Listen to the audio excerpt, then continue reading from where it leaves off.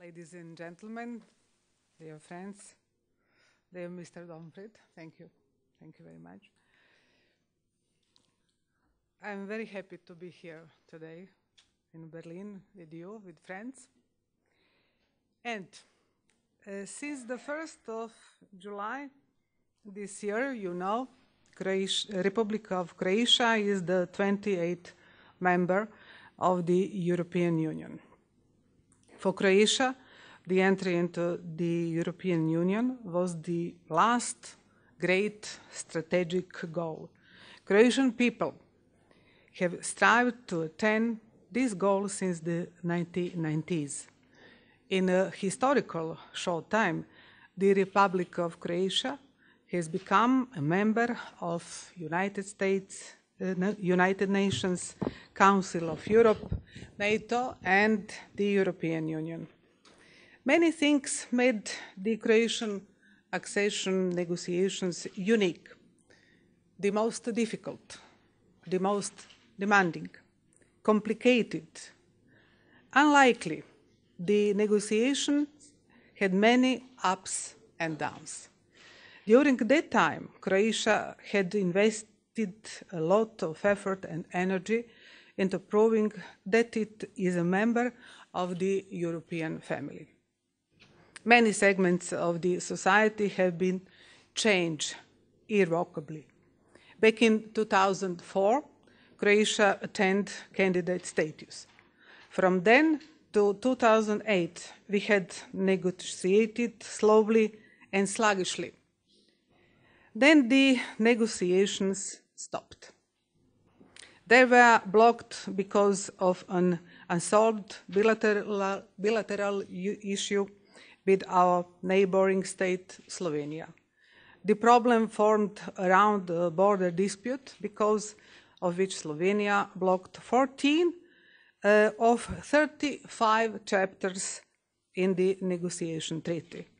At that time, some other countries as well had their reserves toward our negotiations process because of our cooperation with the Hague Tribunal. When I came to the head of the government in July 2009, Croatian negotiations had, it seemed, at the time, hopelessly stalled. The economic situation was also extremely harsh. GDP had fallen by almost 7%. My task as Prime Minister then was to juggle two balls.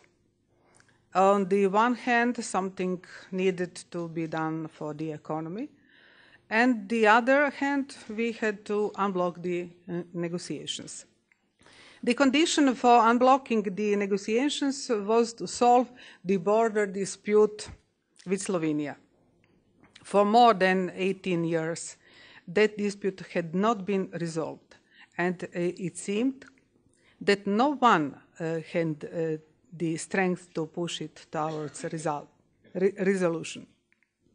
In summer 2009, the relation between our two countries reached its lowest point since both countries gained independence. Growing tensions had been a burden on everyday contacts. On both sides of the borders, tensions were also brewing between the citizens and the two states. We were all frustrated and burdened by this. Then Prime Minister and now President of Slovenia, Mr. Borut Pahor, and I agreed that the border dispute between our two countries will be solved by a court of arbitration. We signed an arbitration agreement which spelled out that the court of the arbitration will decide according to the international law. The negotiations which had led to this agreement were difficult and complicated. The arbitration agreement was signed by the end of 2009, and so the Croatian EU negotiations were unblocked. we could thus continue with our difficult task. By the end of the negotiations, we still had to open and close the remaining 30 chapters. Croatia is the first country which had benchmarks for opening and closing its EU accession chapters. Each benchmark was a reform which demanded changes. Croatia had also received special homework in Chapter 23, Judiciary and Fundamental Rights. That was the mother of all chapters, and within its framework we also had to deal with the difficult legacy of the war from the 1990s. The pillars of the Chapter 23 were the fight against corruption, reform of the judiciary, return of refugees, and cooperation with the Hague Tribunal. During its negotiations, Croatia kept extending a helping hand to all its neighbors which are not members of the European Union. My government gave the translation of the EU acquis communautaire as a gift to the neighboring states. The Croatian parliament made the decision that Croatia would not pose any bilateral issue as an obstacle to the European path of our neighbors. All the relevant political options in Croatia support the European path of the neighboring states. It is this gathering in a European family that ensures lasting peace and prosperity in the Southeast Europe.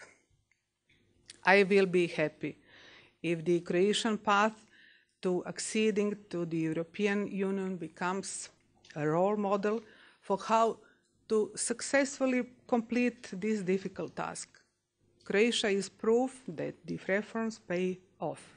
Croatia is an example that a country can change in the interest of its citizens, because during our negotiations we strengthened the independence of the judiciary and we have straight a strong political framework to fight corruption and crime. This work was not always met with applause and cheers. This work came under criticism and met with strong resistance by those who had to change. However, more courage is always needed from politicians who lead a country. More interest, the interests of the state always need to be above the interest of any political party or any individual. I tried hard to lead my government in such a manner. Thank you, ladies and gentlemen.